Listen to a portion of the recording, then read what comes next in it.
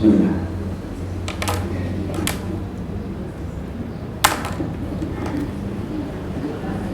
Assalamualaikum warahmatullahi wabarakatuh.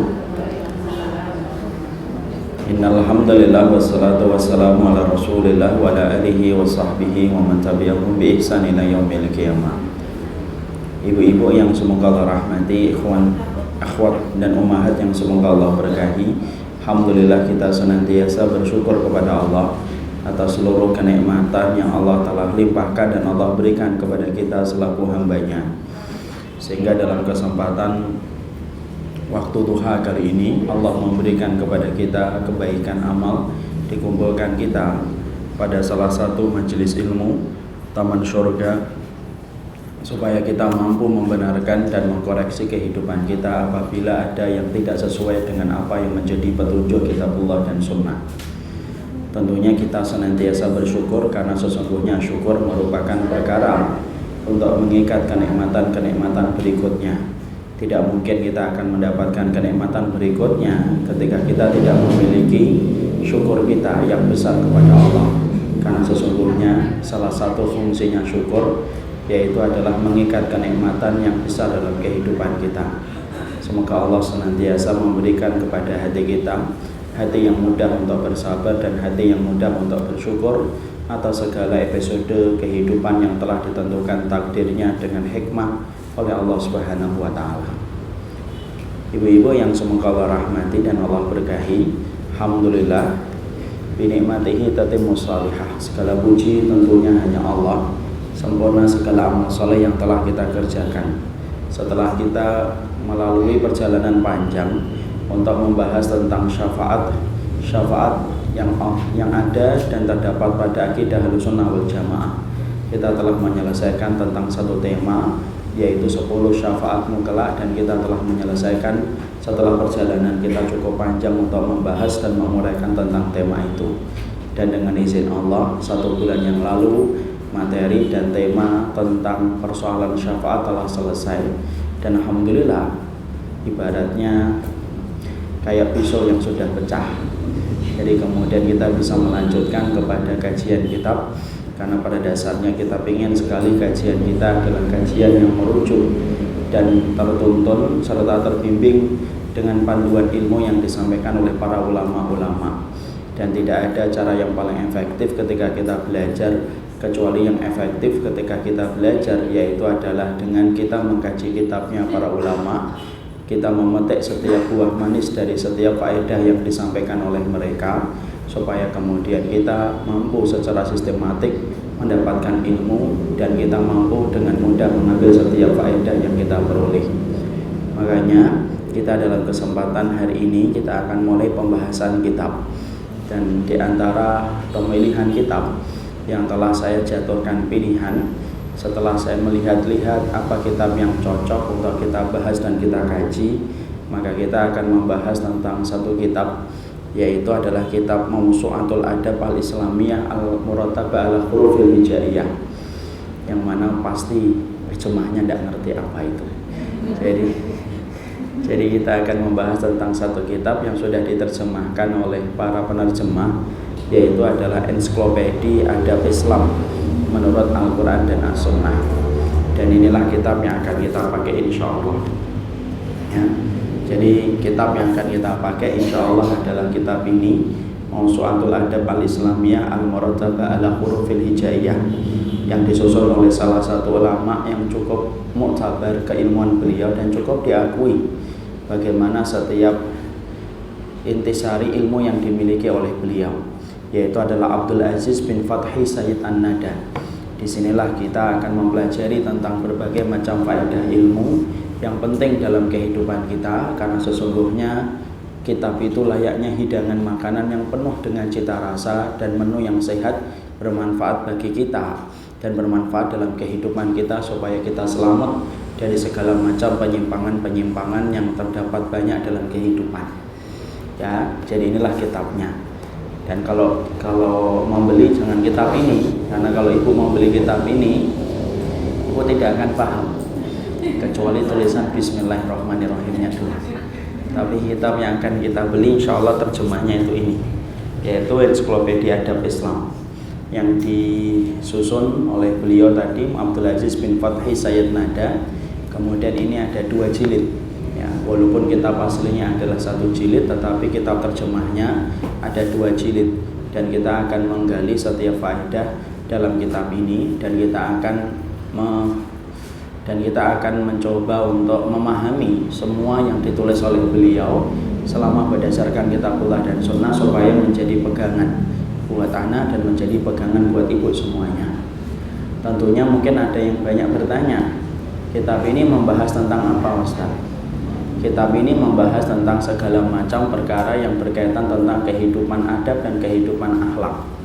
Tentunya dalam kitab ini ya, jadi kitab ini membahas tentang berbagai macam adab dan akhlak yang berkaitan dalam seluruh kehidupan kita.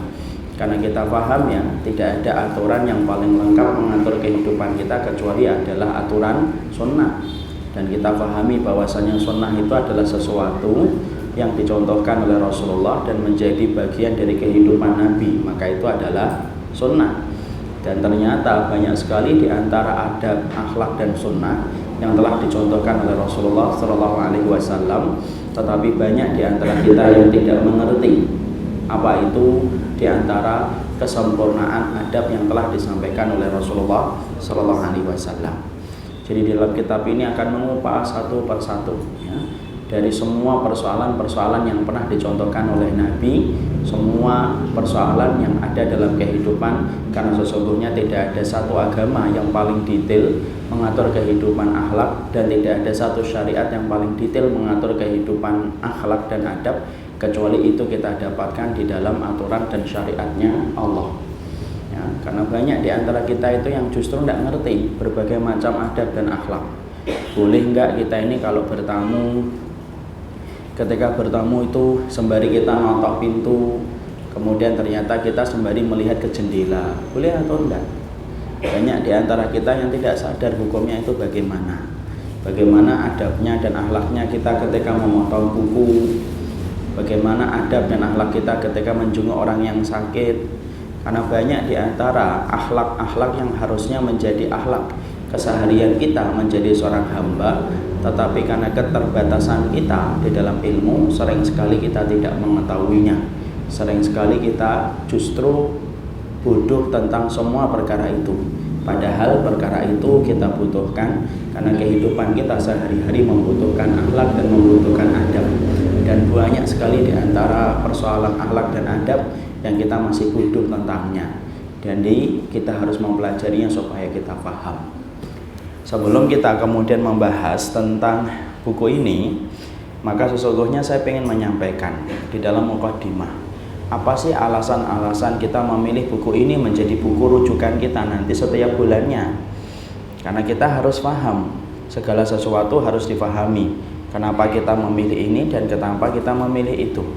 Kita memilih mobil saja, terkadang kita pasti punya banyak alasan. Kenapa memilih merek ini dibandingkan merek yang lain? Kenapa memilih merek itu dibandingkan merek yang lainnya? Karena sesungguhnya setiap orang yang dewasa selalu mereka memiliki alasan-alasan yang terbaik ketika mereka memilih dan menyadarkan dan serta melakukan sebuah pilihan. Sama, kita juga harus paham dulu kenapa kita ini betul-betul membutuhkan kitab ini. Supaya kemudian kita paham, maka kita jelaskan dalam mukadimah. Makanya dalam kesempatan hari ini kita akan membahas di dalam mukadimah apa yang harusnya kita lakukan, apa yang menjadi pertimbangan kita memilih kitab ini, dan kita pahami ini di dalam mukadimah. Karena memahami mukadimah itu penting supaya nanti kita gampang ketika membahas tentang kitab itu dan kita mudah untuk mengerti. Orang itu kalau tidak mengerti mukadimah dengan baik, biasanya nanti bingung, loh kok gini ya, kenapa sih kitab ini? Ya karena dia tidak memahami mukadimah. Padahal mukadimah itu penting. Ibu kalau masak kambing tidak ngerti bagaimana mukadimah ketika memasak daging kambing, akibatnya fatal. Kambing tersebut akan terasa bau kambingnya dan akhirnya mengurangi kelezatan daging kambing. Karena banyak orang yang masak kambing itu banyak yang bisa, tapi tidak semuanya mampu menghilangkan bau khasnya daging kambing. Karena apa? Tergantung bagaimana prosesnya ketika dia memasak kambing itu. Jadi memahami muqaddimah itu penting supaya kemudian kita mengerti tentang apa yang menjadi pertimbangan kita memilih kitab ini menjadi kitab rujukan dalam kehidupan kita. Insya Allah setiap bulannya kita mengkaji kitab ini. Maka ada beberapa pertimbangan yang harus kita mengerti. Kenapa kita memilih pembahasan tentang kitab ini? Maka di antara alasan-alasan yang harus kita pahami dan harus kita mengerti, kenapa diri kita memilih kitab ini menjadi rujukan pembahasan kita? Karena yang pertama kita memahami sesungguhnya aturan syariat yang mengatur tentang masalah akhlak yang paling lengkap itu ada di dalam Islam. Ya, jadi semua akhlak itu ada di dalam kehidupan kita. Dan sesungguhnya ketika kita mengerti bahwasanya aturan akhlak itu begitu lengkap dalam kehidupan, berarti maaf, kita tidak bisa memahami semua aturan itu kecuali harus mempelajarinya. Karena apa? Karena kita tidak bisa belajar akhlak dengan kita berdiam diri, tetapi harus menggali kitabnya para ulama supaya kita paham apa saja akhlak yang telah ditentukan oleh kitabullah dan ditentukan oleh sunnah. Akan menjadi fatal akibatnya kalau kemudian kita mengerti betapa luasnya kehidupan akhlak, tapi ternyata ketika begitu luasnya kehidupan akhlak tetapi kita tidak pernah mempelajarinya. Itu sebagaimana semut mati di gudang gula, dia tidak paham apa-apa. Kenapa? Karena sesungguhnya dia tidak mempelajarinya. Dan sesungguhnya syariat ini lengkap betul, ngatur semuanya. Persoalan-persoalan akhlak itu semuanya di sini dibahas detail banget oleh kemudian penyusun ketika beliau menjelaskan semuanya satu persatu tentang apa yang harusnya kita pahami. Karena fungsinya akhlak itu merupakan salah satu fungsi ditetapkan agama ini menjadi agama buat kita. Dan kita harus paham tidaklah diutusnya Nabi kecuali salah satunya menyempurnakan kehidupan akhlak. Makanya sampai Rasulullah mengatakan innama bu'istu liutammima makarimal akhlak. Sesungguhnya aku diutus adalah untuk menyempurnakan akhlak. Berarti tujuan disyariatkan agama selain kita beribadah kepadanya yaitu adalah menyempurnakan kehidupan akhlak. Dan itulah yang menjadikan kita ketika paham akhlak ini begitu detail mengatur dalam kehidupan kita, berarti kita harus paham dengan mempelajarinya apa akhlak yang harus kita lakukan dan harus kita kerjakan. Karena banyak sekali di antara persoalan akhlak itu yang kita malah karena tidak mempelajarinya yang tidak ngerti. Karena kita merasa bahwasanya akhlak itu sesuatu yang sifatnya remeh, kita gampangkan, kita remehkan, kemudian kita anggap bahwasanya persoalan itu adalah persoalan yang tidak penting, dan akhirnya berlalunya waktu yang begitu panjang tetapi justru menjadikan kita senantiasa tidak memahami bagaimana persoalan akhlak yang harusnya kita pahami secara sempurna. Jadi kita akan gali di dalam kitab ini semua persoalan akhlak. Makanya sampai disampaikan dari A sampai Z. Nanti dari huruf A sampai kemudian Z semuanya dibahas di dalam kitab ini. Bagaimana adab kamu ketika kamu itu berludah, bagaimana ketika kamu bersiwak, itu semuanya ada. Dan banyak di antara kita dari persoalan-persoalan itu yang justru terkadang kita tidak tahu. Contoh salah satunya tentang bersiwak, kita dulu tidak paham ya, bersiwak itu ternyata kalau bisa dengan tangan kiri. Kenapa bersiwak dengan tangan kiri? Karena sesungguhnya siwak itu membersihkan kotoran, dan segala sesuatu yang sifatnya membersihkan kotoran itu harus dilakukan dengan tangan kiri, dan itu termasuk akhlak. Tapi kita malah justru tidak tahu kan. Makanya di dalam kitab ini akan menjadi obat dari segala macam kegetiran, ketidakpahaman kita ketika kita banyak tidak mengetahui tentang akhlak yang harusnya menjadi rujukan kita dalam kehidupan kita sehari-hari, yaitu adalah tentang masalah-masalah yang harusnya kita mengerti. Ini yang pertama. Yang kedua yang kita harus pahami, kehidupan akhlak itu merupakan kehidupan yang cukup penting. Ya, kehidupan akhlak itu merupakan kehidupan yang cukup penting dan memiliki kedudukan yang cukup besar di dalam agama kita. Jadi persoalan kita beribadah kepada Allah, iman kita, maka kita harus paham beribadah kepada Allah itu ternyata Allah menempatkan persoalan akhlak itu menjadi persoalan yang penting dan persoalan yang agung. Makanya kalau kemudian kita ketika mengetahui bahwasannya persoalan akhlak itu adalah persoalan yang sangat besar dalam kehidupan agama, kok tidak ngerti bagaimana kehidupan akhlak, berarti kita telah hilang separuh dari agama kita kalau kita tidak mengerti bagaimana berakhlak dengan akhlak yang diridhoi oleh Allah. Karena saya sampaikan begini Ibu, ya, kalau kemudian Ibu punya manhaj yang benar tetapi tidak memiliki akhlak, maka sesungguhnya pastikan ya, semua kehidupan akidah apabila dia tidak memiliki akhlak, pastikan itu akan rusak. Kenapa? Karena sesungguhnya Rasulullah SAW bersabda, inna su'al khuluqi yufsidul amal kama annal khal yufsidul asal. Karena Rasulullah sudah menyampaikan, sesungguhnya apabila kamu itu tidak punya akhlak ataupun akhlak kamu itu buruk, akhlak yang buruk itu merusak amal ibadah, sebagaimana kemudian cuka merusak madu. Jadi kalau ada orang yang kemudian mungkin dia mampu menyebutkan dalil, mampu menyebutkan riwayat, dan dia berpijak kepada pijakan akidah yang salimah, sunnah yang qayyimah, tetapi tidak memiliki akhlak, maka sesungguhnya pastikan sesungguhnya amal ibadah yang dia bangun akan menjadi bangunan ibadah yang rusak. Karena sesungguhnya buruk akhlak itu sebagaimana cuka yang merusak madu. Madu itu tidak bisa dicampur dengan cuka, rusak. Tidak percaya? Coba aja nanti madu kita di rumah, tuang, kemudian campuri dengan cuka, rusak itu madunya. Makanya kan kita dapati kan orang yang bangkrut pada waktu hari kiamat itu orang yang solih atau tidak solih secara penampilan dohirnya? Solih. Kok bisa kita mengatakan itu bahwasanya orang yang bangkrut itu penampilan dohirnya solih? Dari mana kita mendapatinya? Kenapa? Bukan. Orang yang bangkrut, tahu kan Rasulullah mengatakan ada orang yang bangkrut kelak pada waktu hari kiamat. Orang yang bangkrut pada waktu hari kiamat itu dohirnya ketika di dunia solih atau tidak solih? Solih. Dari mana kita bisa mengatakan dohirnya itu solih? Iya, karena Rasulullah mengatakan dalam hadisnya, perhatikan hadisnya, Rasulullah mengatakan, atadruna manil muflis, kalian tahu nggak siapa orang yang bangkrut itu? Para sahabat mengatakan, malah dirhamun wala dinarun. Orang yang bangkrut itu adalah orang yang tidak punya dinar dan tidak punya dirham. Kemudian Rasulullah mengatakan, al-muflis min ummati, orang yang bangkrut di antara umatku, yaitu adalah orang yang kelak datang pada waktu hari kiamat membawa amalan yang begitu banyak. Berarti kalau membawa amalan yang begitu banyak, secara dohirnya itu dia solih atau tidak solih? Solih dia, Bu.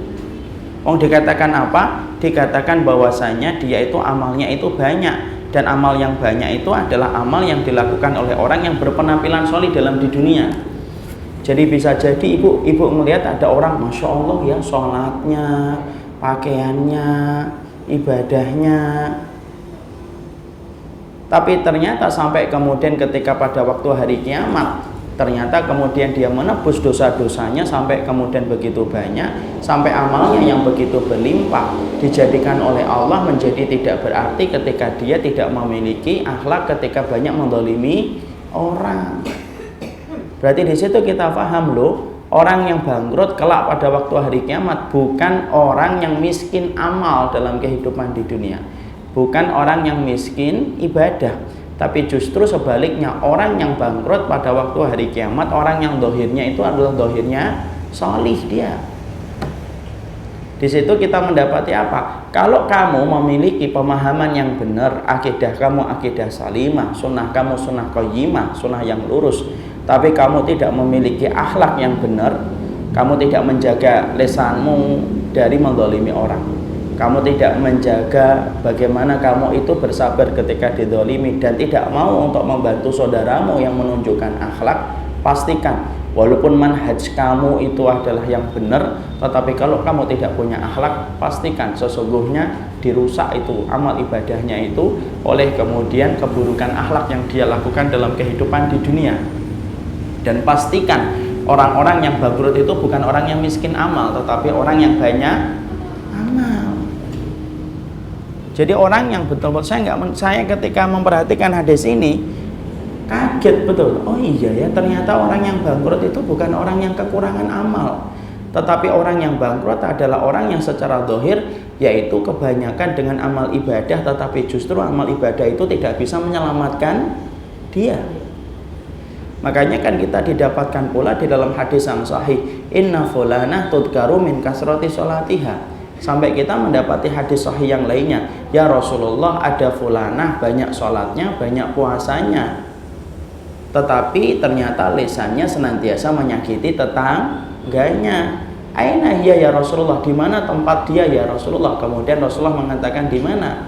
Finnar, dia berada di dalam neraka.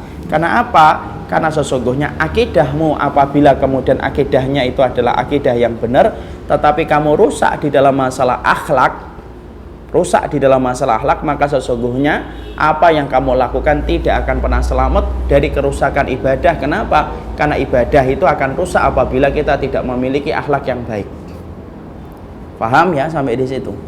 Tapi kalau ada orang yang kemudian memiliki akhlak yang baik tetapi tidak memiliki akidah yang benar, sama itu juga batil. Kayak orang-orang kejawen. Orang kejawen itu mereka selalu ngomongnya apa kepada keturunan mereka? Mereka selalu berkata, sudahlah yang penting baik, tidak ganggu orang, tidak usah nyenggol-nyenggol orang. Kalau ada orang yang butuh kamu bantu nak.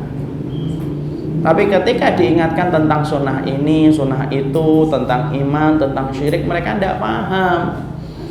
Mereka tidak paham, mereka tidak mengetahui, dan mereka tidak memahami kalau semacam itu apa yang terjadi. Kalau sampai itu kemudian terjadi, maka itu kemudian menjadi batil. Kenapa? Karena sesungguhnya akidah yang benar itu memanggil akhlak, dan akhlak itu memanggil akidah yang benar. Ya, sebentar.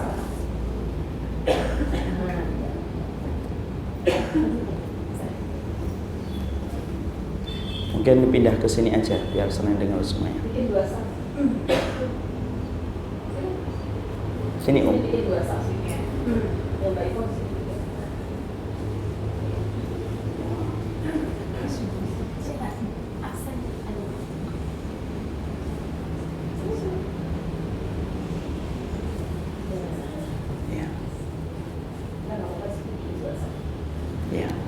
Nah disitulah kita memahami betapa pentingnya kehidupan akhlak itu kemudian mengiringi kehidupan akidah.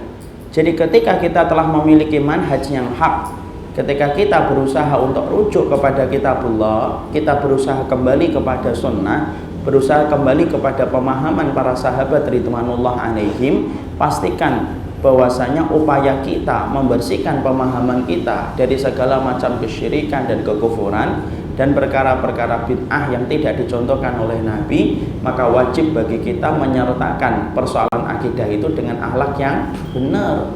Kalau kemudian kita tidak memiliki akhlak yang benar, maka itulah yang menjadikan tadi kita sampaikan, akidah tanpa akhlak itu akan menjadi rusak, dan kemudian akhlak tanpa akidah yang benar, maka dia menjadi batil.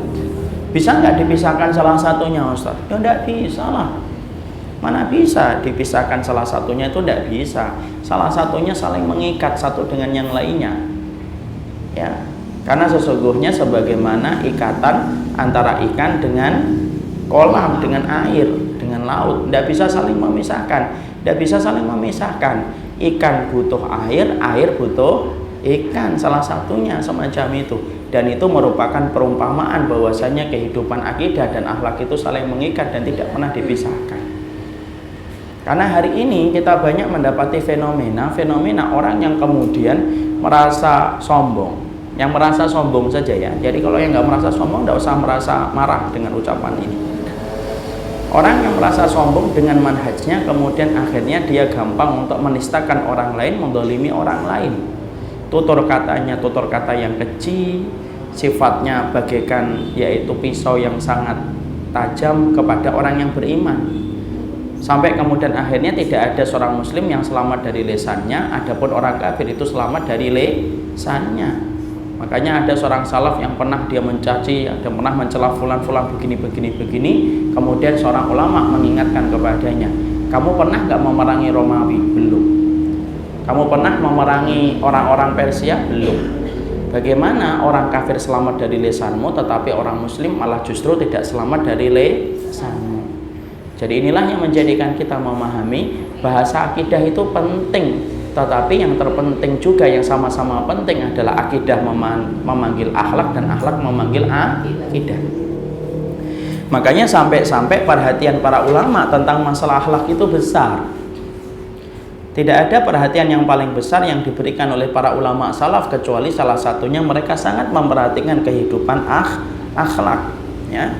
Sampai-sampai kemudian kita mendapati di antara para ulama itu sampai mengatakan sebagaimana dalam kitab Tadhkiratus Sami' wal Mutakallim, ya. Dalam kitab Tadhkiratus Sami' wal Mutakallim sampai ada seorang salaf itu, para salaf itu kalau mereka ngomong sama anak-anak mereka, maka mereka berkata, li anta ta'allam baban minal adab ahabbu ilayya min an ata'allam sab'ina baban min abwabil ilmi. Sampai-sampai kemudian para ba'du salaf itu mengatakan, li anta ta'allam baban minal adab. Nak, kalau kamu itu belajar tentang adab, belajar tentang akhlak, maka sesungguhnya itu lebih aku cintai walaupun cuma satu bab yang kamu pelajari daripada kamu mempelajari 70 bab yang lainnya tetapi bukan berkaitan tentang akhlak. Jadi kalau kemudian para salaf itu ngingetin anak, maka kemudian mereka itu ngingetin anaknya itu tentang akhlak. Nah, kalau kamu belajar tentang masalah adab walaupun cuma satu bab saja, maka lebih aku cintai sebagai ayahmu daripada kamu mempelajari banyak bab sampai 70 bab di mana bab itu bukan bab tentang akhlak. Kenapa? Satu bab tentang akhlak lebih penting daripada 70 bab yang lainnya. Itu yang mengatakan siapa? Salaf. Ya. Jadi orang yang kemudian bermanhaj salaf adalah orang yang harusnya pandai untuk memperlihatkan contoh. Makanya sering saya sampaikan kan mempelajari tentang masalah manhaj itu sebenarnya kita ini mudah. Kenapa? Manhaj yang hak ini gampang untuk dipahami. Kenapa? Sifatnya kebenaran itu gampang untuk dimengerti. Tapi yang paling sulit bukanlah kita mempelajari manhaj yang hak, tapi yang paling sulit adalah bagaimana mengamalkan kehidupan akhlak dalam kehidupan sehari-hari. Makanya sampai-sampai kita dapati Abdullah bin Mubarak itu berkata, ta'alamtul ilma ishrina sanatan wa ta'alamtul adab salasina sanatan. Sampai-sampai kita mendapati Abdullah bin Mubarak itu ngomong, aku itu belajar ilmu yang tidak ada kaitannya dengan masalah-masalah adab itu aku belajarnya itu cuma 20 tahun. 20 tahun tok. Belajar hadis, belajar tafsir itu 20 tahun. Tapi ketika aku mempelajari tentang masalah adab, aku belajarnya 30 tahun. Di mana porsi yang diberikan oleh Abdullah bin Mubarak ketika belajar tentang adab dan akhlak jauh lebih besar daripada porsi yang dipelajari oleh Abdullah bin Mubarak ketika belajar ilmu selain tentang akhlak. Lebih lama mana? Adab dan akhlak. Ada dulu ketika saya mengatakan belajar manhaj itu mudah, belajar akhlak itu yang susah, gitu loh. Kemudian dikritik di mana-mana. Padahal tidak bertanya. Padahal maksud saya, kenapa belajar manhaj itu gampang dan mudah? Karena Allah itu kalau menjelaskan kebenaran itu gampang dipahami, ya atau tidak? Ibu kalau punya hati yang bersih itu pada dasarnya akan gampang memahami kebenaran. Kenapa? Allah dan Rasul, Allah itu zat yang paling ngerti bagaimana cara menjelaskan kebenaran supaya gampang dipahami oleh kita, dan Rasul adalah orang yang diberikan oleh ilmu oleh Allah supaya gampang menyampaikan risalah kebenaran. Selama ibu dan saya punya hati yang bersih dan punya komitmen untuk ngikutin Rasul, maka sesungguhnya ibu akan mudah memahami kebenaran. Tapi yang paling sulit itu apa? Bagaimana mempraktekkan akhlaknya Rasul, mempraktekkan akhlaknya para sahabat dalam kehidupan kita sehari-hari. Itu yang sulit dan itu yang susah. Ya, makanya sampai kemudian Abdullah bin Mubarak mengatakan semacam itu. Makanya sampai Al-Qarafi itu berkata bahwasanya orang yang sedikit adab itu jauh lebih baik daripada orang yang banyak ilmu tapi tidak memiliki adab. Jadi katanya beliau, wa'lam anna qalilal adabi khairum min katsiril amal. Sampai-sampai kemudian kita mendapati Al-Qarafi itu berkata, sesungguhnya sedikitnya adab itu jauh lebih baik daripada banyaknya ilmu. Kalau kita misalkan punya adab itu sedikit, itu jauh lebih baik, jauh lebih mulia daripada kemudian kita memiliki persoalan adab itu, yaitu tetapi persoalan kita memiliki banyak ilmu tapi kita miskin adab. Makanya sampai kemudian beliau berkata kepada putranya, apa yang beliau katakan sama putranya? Beliau berkata sama putranya, nak, yaitu adalah Ruwaim, ya, yaitu sampai kemudian salah satu ulama yang lainnya yaitu Ruwaim berkata, sampai Ruwaim itu berkata kepada anaknya itu diberitahu oleh bapaknya Ruwaim. Apa yang dikatakan Ruwaim kepada putranya? Nak, jadikanlah adab kamu itu sebagaimana tepung ketika kamu akan membuat roti, tapi jadikanlah kemudian akhlak kamu dan adab kamu itu sebagaimana adonan garam. Nah, kita perhatikan komposisi ketika kita membuat roti ataupun masakan, tepung sama garam itu lebih banyak mana? Tepungnya. Mendominasi atau tidak mendominasi? Mendominasi. Adapun garam itu banyak atau sedikit? Sedikit. Makanya sampai kemudian Ruwaim itu berkata kepada putranya, nak, kalau kamu itu belajar maka jadikanlah kemudian ilmu kamu itu bagaikan garam, tapi jadikanlah akhlak kamu itu bagaikan adonan tepung, di mana adonan tepung itu lebih mendominasi daripada taburan garam. Yang mengatakan itu siapa? Ruwaim, tokoh salafus salih, salah satunya adalah Ruwaim. Dan itu disampaikan oleh beliau untuk menunjukkan bahwasanya persoalan akhlak itu persoalan yang besar dalam kehidupan syariat kita, ya. Dan ternyata apakah semua orang yang memiliki ilmu itu punya adab dan punya kemudian kebijaksanaan? Belum tentu. Tidak semua orang yang berilmu itu punya adab, Ibu. Masa Ustaz? Iya, saya belum tentu punya adab, yang lain juga belum tentu adab. Bukan berarti kalau berilmu kemudian kita selalu rekomendasi ini pasti sudah punya adab, ya belum tentu. Karena banyak orang yang mereka itu kemudian ketika berilmu tetapi justru malah orang itu justru paling buruk akhlaknya. Makanya sampai Imam Syaukani mengatakan dalam kitabnya Nasrul Jauhar, sampai kemudian Imam Syaukani itu berkata, yang mengherankan aku adalah orang yang mampu meninggalkan dosa, mampu meninggalkan zina, mampu meninggalkan kemaksiatan, tapi tidak mampu menahan lisannya dan tidak mampu menahan tulisannya dari dosa menjatuhkan kehormatan orang lain, padahal dosa itu jauh lebih parah daripada dosa-dosa yang mampu dia tahan dan mampu dia tinggalkan. Makanya kan sampai kita kan salah satu contoh buruk akhlak kita apa? Menjatuhkan kehormatan orang lain, ya atau tidak, Ibu? Itu salah satu contoh kasus buruknya akhlak. Sampai zina itu yang paling ringan itu apa? Sampai zina itu yang paling ringan itu dosanya apa? Riba itu yang paling ringan itu dosanya apa? Berzina. Sampai 36 kali yang paling berat dari dosa riba itu apa? Yaitu menjatuhkan kehormatan seorang mukmin. Tidak ringan itu, Ibu. Kenapa? Mungkin orang yang kita dolimi hari ini diem, tapi justru malah kita khawatir apabila orang yang kita dolimi itu diem, maka justru dia menyerahkan semua itu di hadapan Allah. Dan Allah itu ketika sudah membalas kedoliman, tidak ada zat yang paling tegas membalas kedoliman dengan satu adab kecuali itu Allah. Nah, jangan ringan. Hari ini tuh produk-produk kajian itu kadang-kadang menyedihkan. Kalau tidak merasa, tidak usah marah, ya. Ini bagi yang merasa aja.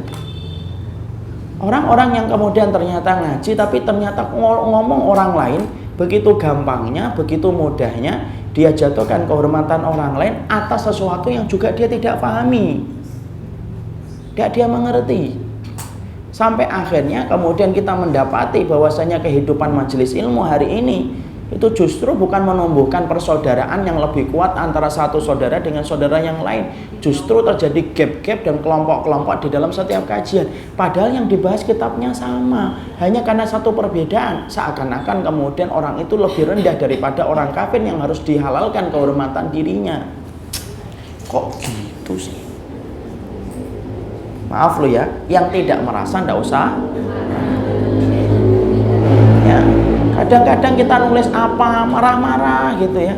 Loh, kalau antum tidak merasa, ngapain antum marah? Ya. Jadi disitulah ini merupakan teguran untuk saya sendiri. Karena kalau kita ngomong, kita nulis itu kan sebenarnya teguran untuk kita sendiri kan. Makanya inilah yang menjadikan saya, Ibu. Saya tidak mau ngajarin orang kalau kemudian hanya ngadirin. Kalau kemudian ngajarin jamaah, setelah keluar dari majelis ilmu, kemudian Ibu menjadi orang yang ganas, garang kepada orang yang beriman. Kemudian Ibu selalu melihat orang lain itu dengan kacamata yang salah dan kacamata yang hitam. Maaf, lebih baik saya tidak usah ngajar orang semacam ini. Saya sibukkan dengan orang-orang yang berhati bersih. Saya tuh maaf loh, kadang-kadang saya ketemu sama orang yang baru belajar, mungkin pakaiannya belum syar'i, mungkin cara kemudian majelis ilmunya belum terlalu banyak, tapi kadang-kadang saya nyaman ngobrol dengan mereka. Kenapa? Mereka bersih, mereka pengen baik dan tidak pengen sibuk dalam perkara yang tidak bermanfaat. Tapi kadang-kadang maaf loh ya, saya kadang-kadang ketemu sama orang yang sudah lajin lama, tapi kok Masya Allah ya, cara dia memilih pembicaraan, cara dia memilih tema, itu menyesakkan dada dan tidak ada manfaatnya untuk kebaikan kita dalam kehidupan di akhiratnya. Ini zaman fitnah. Saya sering ngomong berkali-kali, yang pendiam aja belum tentu masuk surga kok yang banyak ngomong. Ya, yang pendiam aja belum tentu masuk surga. Supaya kemudian kita memahami bahwasanya kehidupan hari ini tuh gersang dari masalah ukhuwah persaudaraan itu loh. Jadi kalau menyampaikan tentang masalah persaudaraan dalam iman, kayaknya itu indah banget di majelis ilmu. Tapi giliran nanti majelis ilmu itu ditutup, selesai. Karena ternyata banyak orang yang bersaudara bukan karena Allah, tapi bersaudara karena kelompok. Makanya pertanyaan standarnya kalau baru ketemu, di mana Mbak? Orang mana? Orang sini. Ngajinya sama siapa? Yang ketawa pernah nanya atau pernah ditanya kayak gitu. Sampai kemudian kan gitu, ngajinya sama fulan. Oh, sudah tahu nggak tentang fulan begini. Udah sudah pernah ketemu atau enggak beliau? Belum. Pernah safar sama beliau? Belum. Lu safar aja belum pernah. Lah yang ngomong Ustaz, tanya Ustaznya pernah safar nggak sama beliau? Ya. Karena apa? Karena ternyata kita tuh pingin, Ibu, apa kita tidak merindukan sebuah kebersamaan? Karena musuh kita terlalu banyak. Orang kafir itu siang malam. Bagaimana pingin menghancurkan saya, menghancurkan keluarga saya, pingin menghancurkan ibu dan keluarganya ibu. Seakan-akan orang kafir itu, lihat saja, orang kafir itu Masya Allah berjuang mati-matian dia itu melakukan itu kok. Seakan-akan orang kafir itu masuk neraka susah banget kan? Bangun televisi, bangun media supaya memerangi orang mukmin. Lah kok kita malah sempat-sempatnya kayak gitu, terus buat apa? Dan orang berdekatan dengan orang semacam itu justru menyesakkan dada. Kenapa? Orang yang sudah gampang untuk menjatuhkan kehormatan orang lain, Ibu, hari ini Ibu diajak untuk menjatuhkan kehormatan fulan, tunggu, bisa jadi besok ketika Ibu kepleset atau Ibu kemudian tersandung, Ibu pun akan menjadi orang yang pertama akan dihujat kehormatannya. Kenapa? Kebiasaan itu membentuk karakter. Makanya Imam Syafi'i sampai berpesannya apa? Imam Syafi'i itu Ustadz internal apa? Syekh besar atau kemudian Ustadz Jabodetabek? Ulama besar. Sampai Imam Syafi'i itu kemudian mengatakan, apa yang dikatakan oleh Imam Syafi'i? Imam Syafi'i sampai mengatakan, man ahabba ayaftahallahu lahu qalbahu ayunawirahu fa'alaihi bil khulwah wa tarkus sufaha wa qillatul aql wa bughdhu ahlul ilmi alladhi ma'ahum insafun wala alladhi laisa ma'ahum insafun wala adabun. Sampai Imam Syafi'i itu berkata, apa yang dikatakan oleh Imam Syafi'i? Imam Syafi'i, barang siapa yang ingin dilapangkan hatinya, kemudian ingin untuk diberikan cahaya di dalam hatinya, maka hendaklah dia itu bil khulwah, sering sendirian dengan Allah. Wa tarkus sufaha, meninggalkan orang yang bodoh. Wa bughdhu ahlul ilmi, dan kemudian membenci orang yang berilmu. Siapa orang yang berilmu yang wajib dibenci? Kata Imam Syafi'i, alladzi laisa ma'ahum, yang mana mereka itu tidak memiliki laisa ma'ahum insafun, tidak memiliki kebijaksanaan, yaitu kemakrufan, kebijaksanaan. Insaf itu bijaksana, wala adabun, dan tidak memiliki adab. Pengen ditulis perkataan ini? Tulis. Imam Syafi'i. Kenal kan Imam Syafi'i?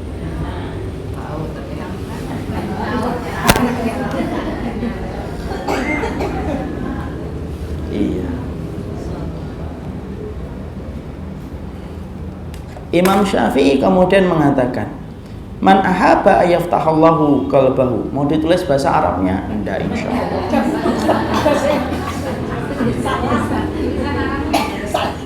Barang siapa? Barang siapa yang pingin dilapangkan hatinya, yang pingin dilapangkan hatinya,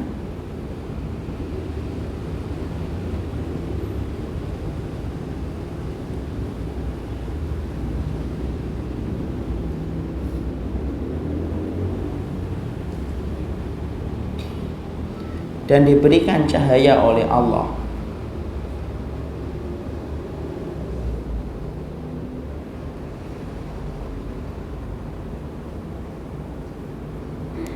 yang ingin dilapangkan hatinya dan diberikan cahaya oleh Allah, maka hendaklah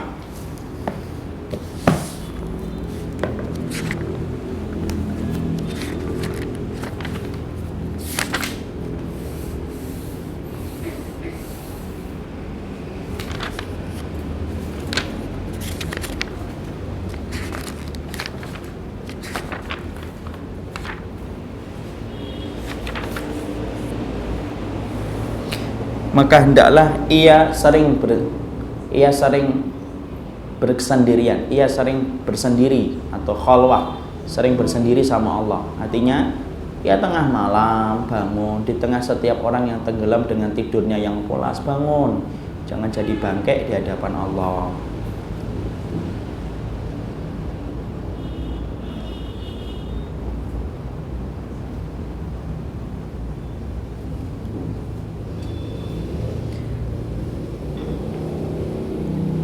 Mempersedikit makannya, jangan banyak makan, nambah sampai 3, suaminya pusing bayarin ketika ke kasir. Ini istri saya, ya Allah. Kemudian meninggalkan pergaulan dengan orang-orang yang tidak paham agama.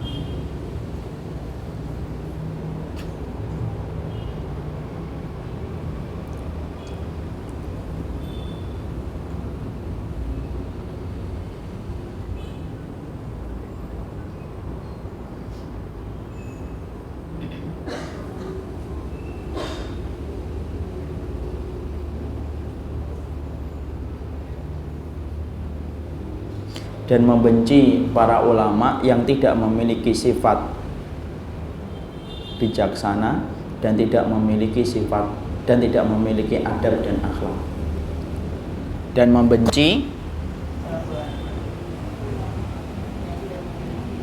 Dan membenci para ulama yang tidak memiliki sifat bijaksana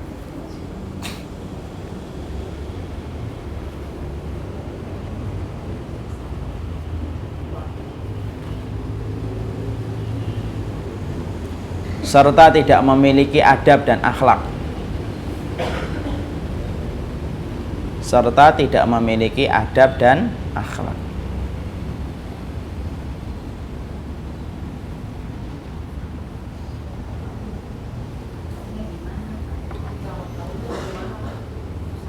Hah? Apa? Ya ibu kan bisa merasakan ini punya adab tidak orang Ustaz. Kemudian itu dalam kurung buka di dalam kitab Al-Majmu' Syarh Muhadzab.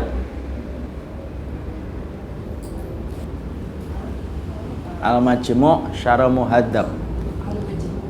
Ya, dalam kitab Al-Majmu' Syarh Al-Muhadzab. Juz 1 halaman 31, walaupun nanti tidak pernah dibuka ya, tapi tidak apa-apa. Yang namanya referensi biar lengkap. Posisi kanan atas atau kanan bawah? Nggak, nanti ikut-ikutan, nanti saja di korban. Yaitu kemudian juz 1 halaman 31. Sudah? Sudah. Jadi disitulah kita makanya mengetahui betul, itulah pentingnya bagaimana kehidupan akhlak. Ya. Makanya mempelajari akhlak adalah merupakan satu bagian dari pelajaran hidup yang tidak pernah mengenal kata henti dan tidak pernah mengenal kata cuti. Ya. Jadi kemudian kita akhirnya harus mempelajari itu seumur hidup kita. Dan kenapa akhirnya kita memilih kitab Mawsu'atul Adab? Supaya kita ngerti bagaimana cara membangun akhlak dan cara membangun adab itu yang benar. Ya Ibu, contohnya akhlak ketika ngetok pintu 3 kali, sudah 3 kali saja. Kalau memang tidak dibukakan, kita harus paham loh Ibu, menerima tamu itu hukumnya mubah. Tapi melayani tamu itu hukumnya wajib, memuliakan tamu. Bedakan ya. Kita membukakan pintu dan tidak membukakan pintu itu tergantung kepada kondisi sahibul bait. Kalau dia tidak menerima, boleh atau tidak? Boleh. Tapi kalau sudah masuk, wajib dia memuliakan tamu. Jadi kalau misalkan kita bertamu sudah 3 kali, ya sudah. Tapi sandalnya 5-5-nya ada Ustaz. Mobilnya ada, motornya ada. Saya miss call juga kedengeran handphonenya. Itu berarti mungkin di dalam dia lagi punya uzur. Mungkin lagi bertengkar asik sama suaminya, diganggu kita datang. Ini ngapain? Apa nggak ngerti saya lagi bertengkar ini? Makanya kemudian nantilah di sini, oh itulah akhlak. Makanya oh ya sudah akhlak. Husnudon atau tidak? Husnudon. Jangan kemudian pulang marah-marah, awas pokoknya nanti giliran ke rumah saya. Jangan harapin saya buka pintu, nggak usah gitulah. Makanya kemudian kita belajar di sini, ya. Makanya kemudian disitulah kita akan memahami bagaimana adab berbeda pendapat, bagaimana adab ketika menyampaikan dakwah. Ternyata ada di sini semuanya Ibu. Dalam menyampaikan dakwah juga gitu Ibu, ketika ngasih nasihat kepada saudaranya jangan terlalu sering. Itu ada.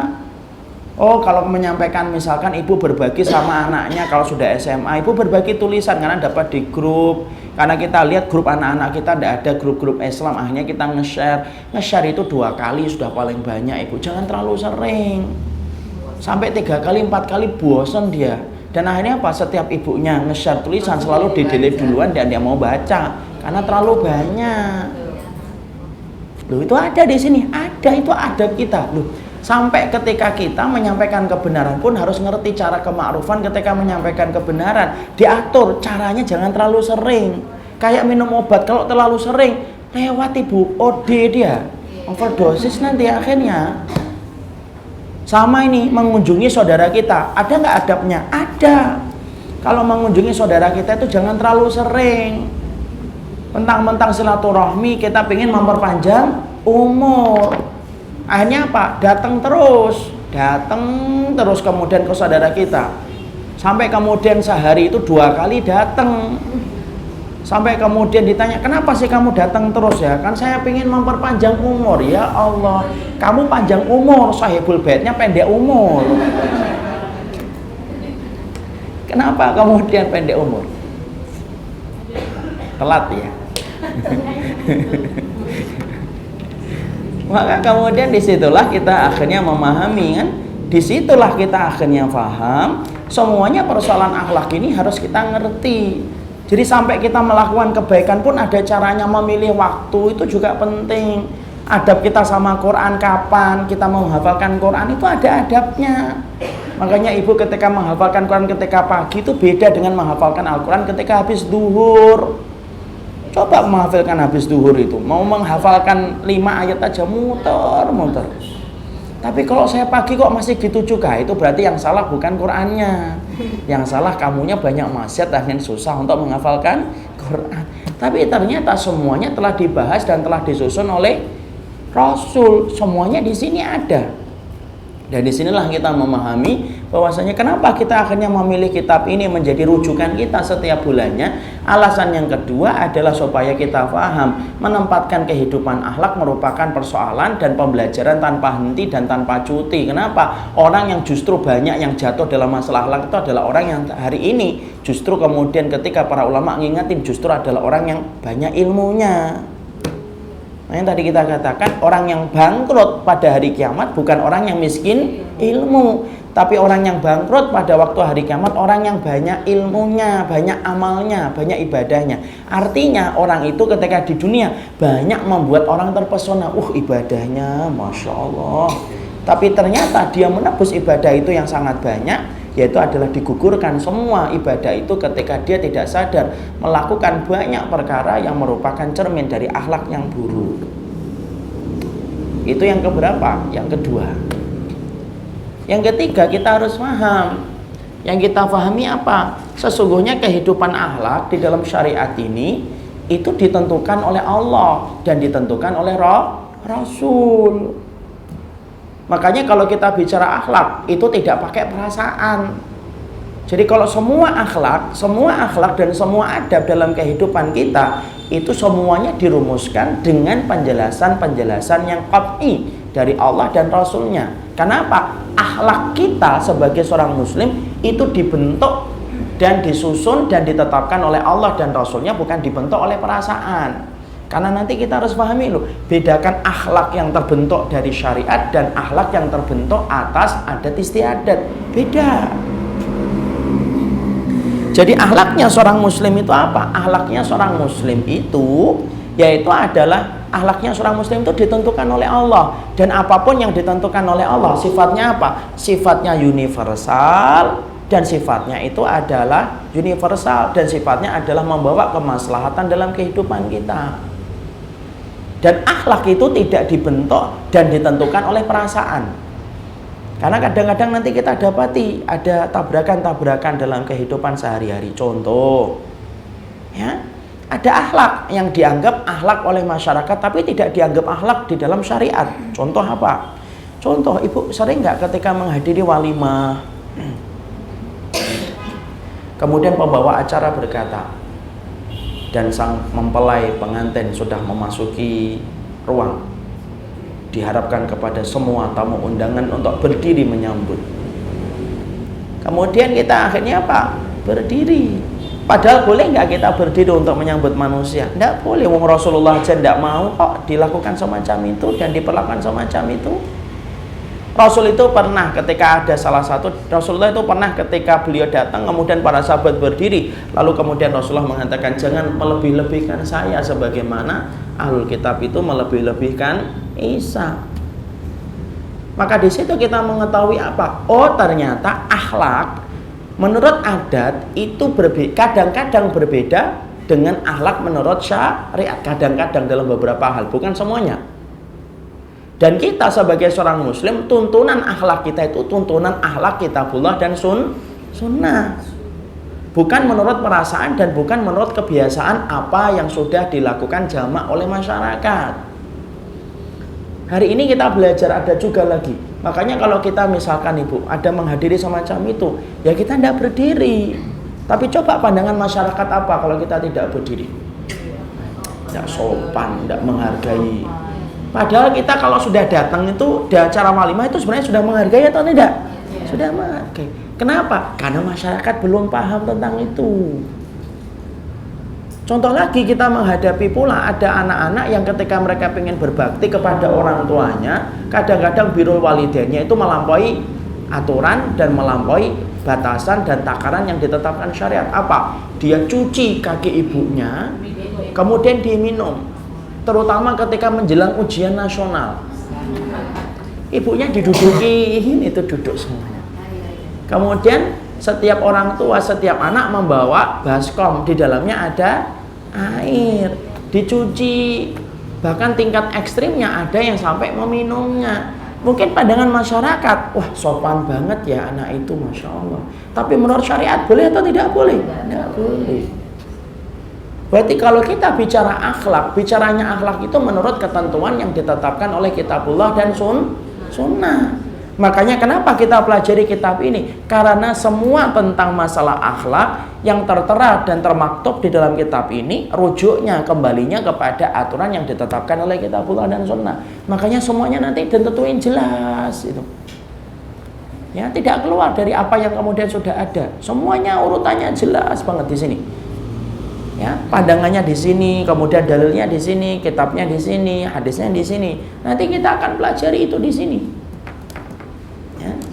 Makanya kemudian ini cara kita untuk membebaskan diri kita dari segala macam persoalan akhlak yang terkadang berbenturan dengan akhlak yang ditentukan syariat. Ya, makanya kan kita dapati juga nih, contoh salaman. Masyarakat kita menganggap bagian dari kesopanan itu apa? Bersalaman, cium tangan. Sekarang ditambahi lagi cipika, cipiki.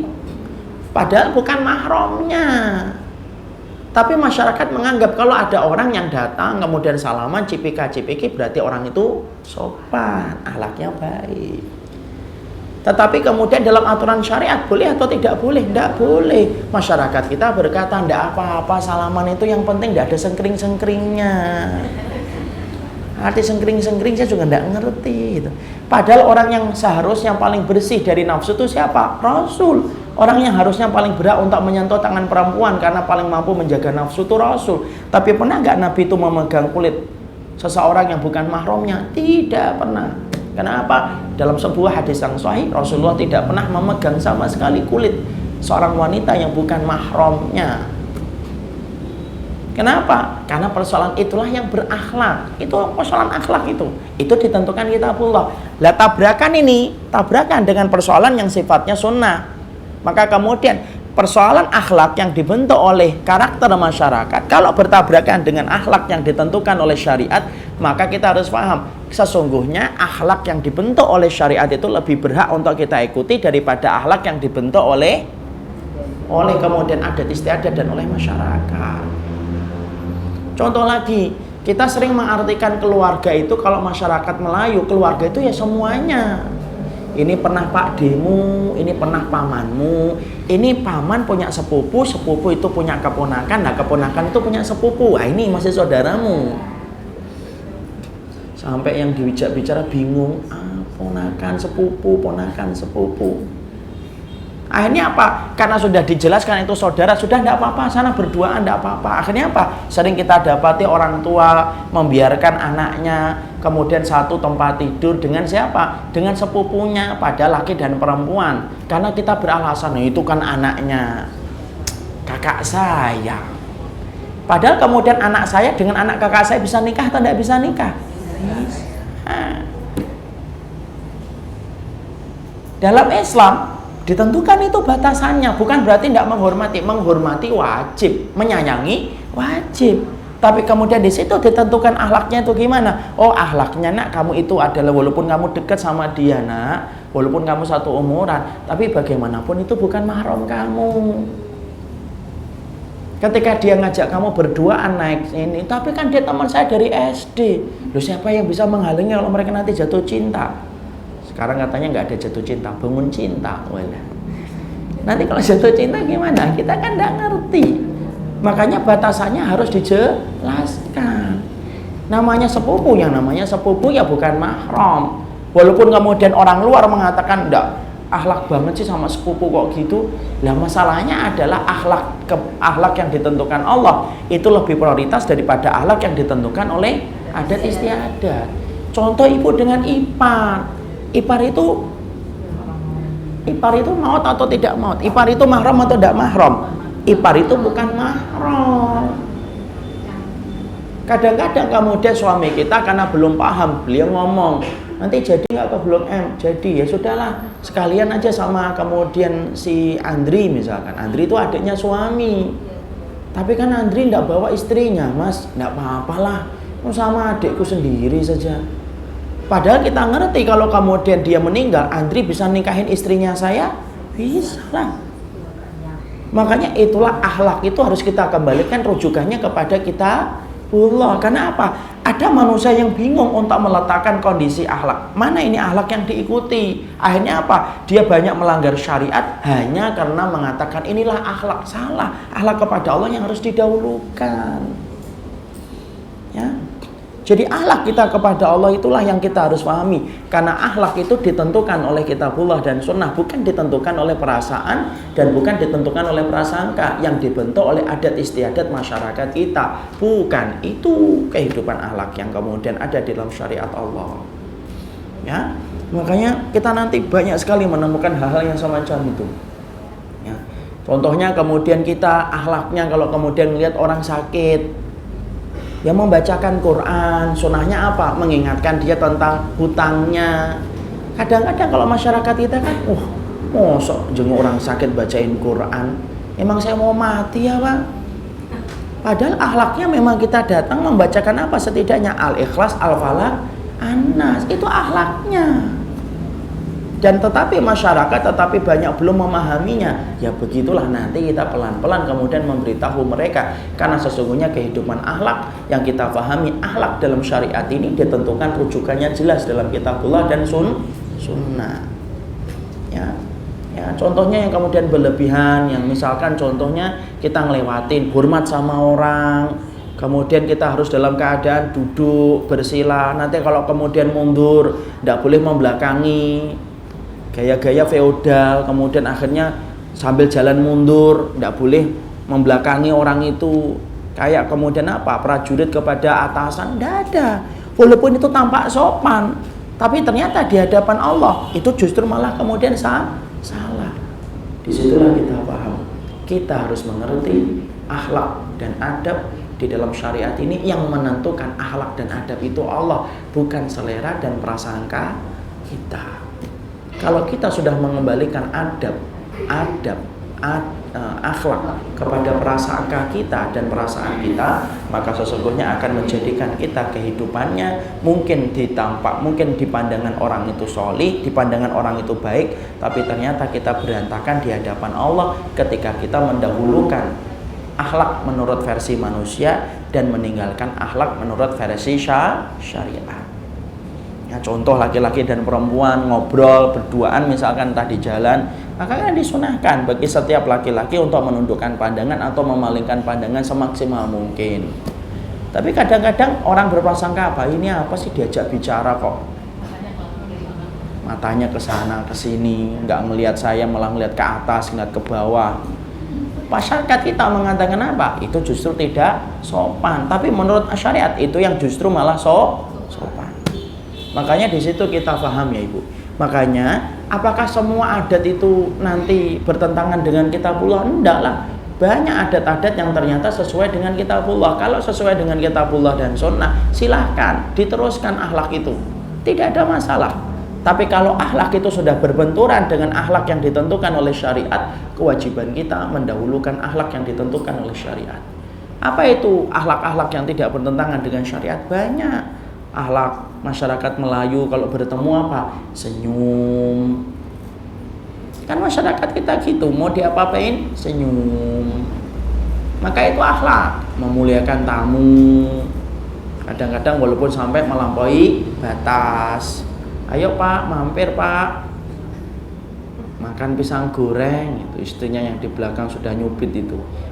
Tahu ndak ada pisang goreng, nawarin pisang goreng. Maka kemudian itu termasuk di antara adat istiadat yang sifatnya itu boleh. Kalau sifatnya tidak bertentangan dengan kitabullah dan sunnah, silahkan teruskan akhlak itu. Ini ada satu kejadian Ibu.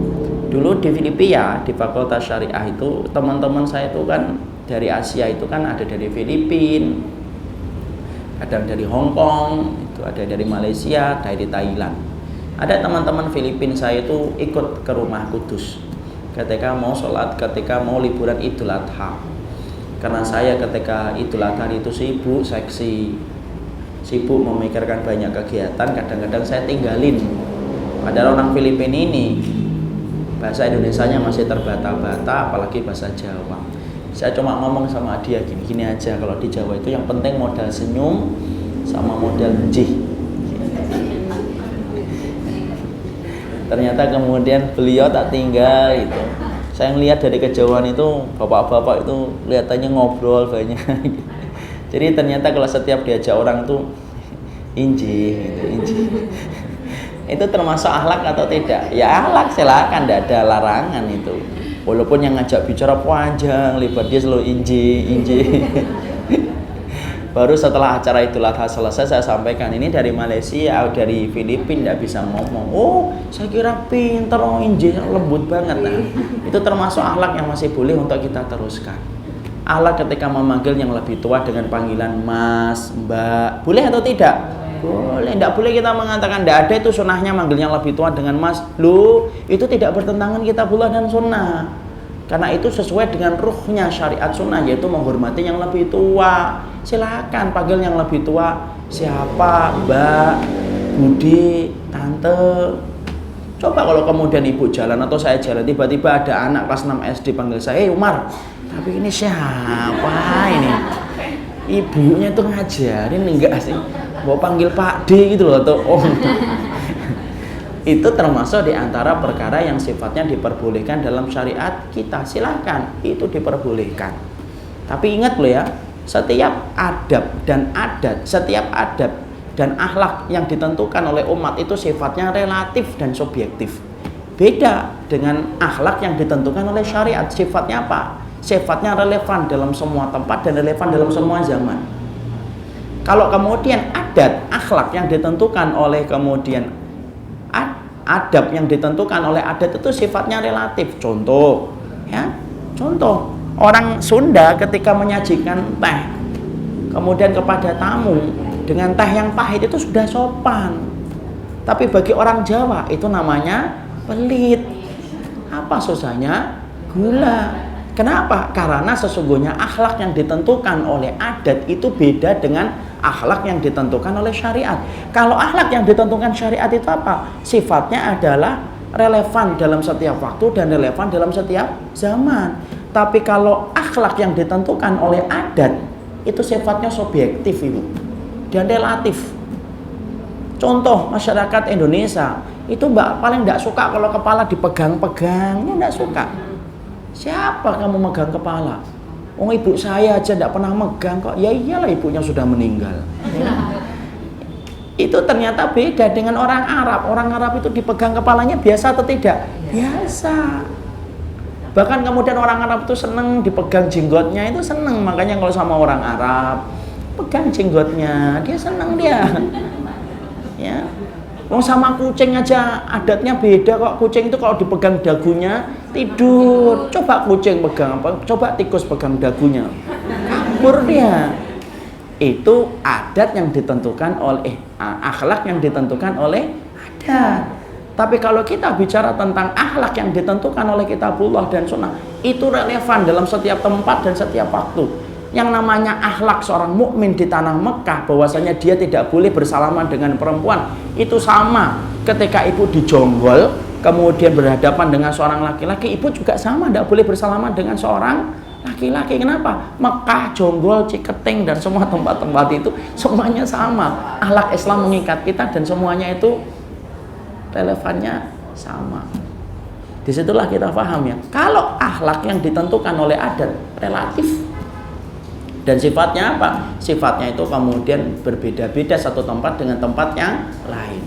Ya, misalkan kita sendawa. Sendawa kalau masyarakat Indonesia biasa atau tidak biasa? Biasa.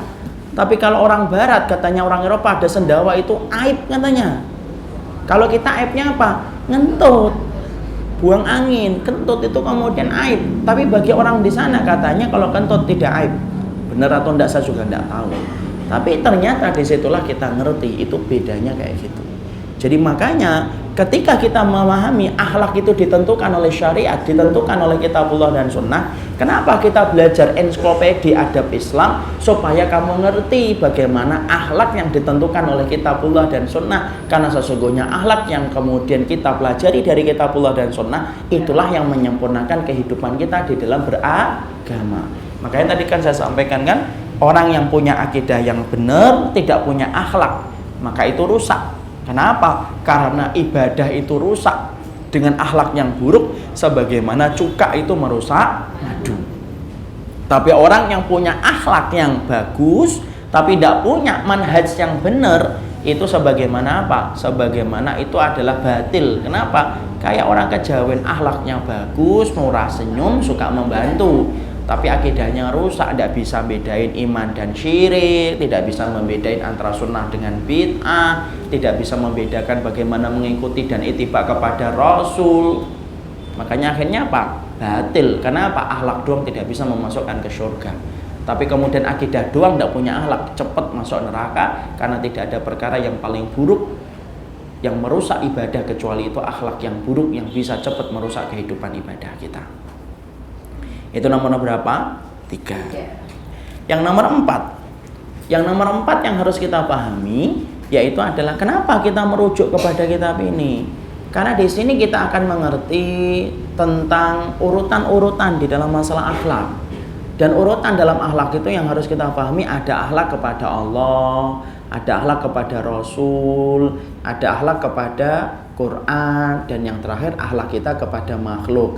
Makhluk itu siapa? Makhluk itu ada kepada manusia, baru kepada hewan, kepada tumbuhan.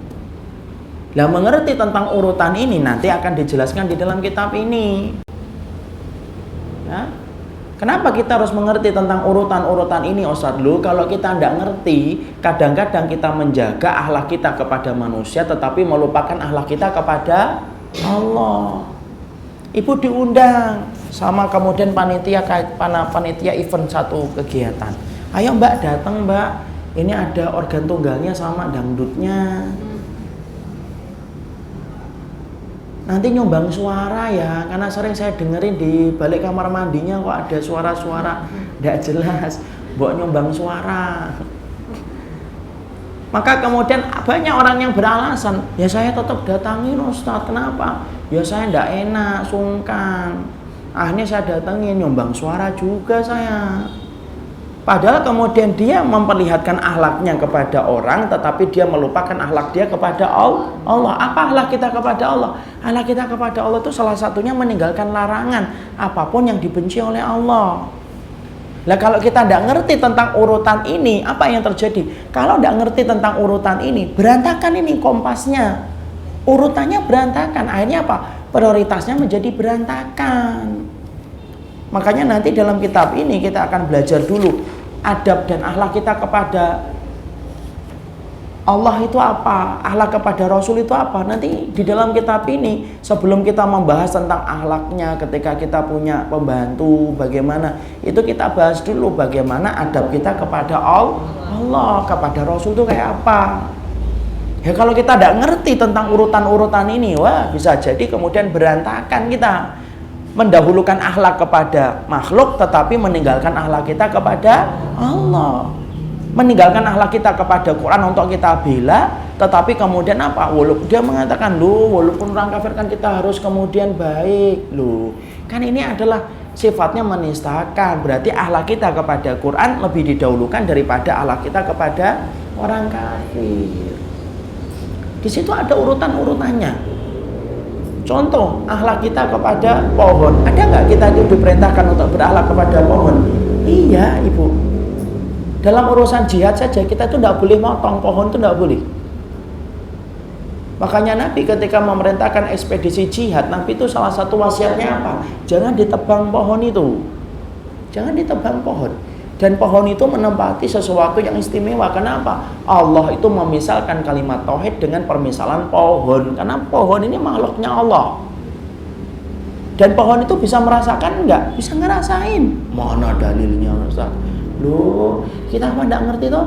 Ketika kemudian Rasulullah itu pernah kemudian bersandar ke pohon kurma, lalu kemudian setelah itu para sahabat mampu membangun tembok, kemudian Rasulullah tidak lagi bersandar ke pohon kurma. Pohon kurmanya ngapain? Pohon kurmanya nangis.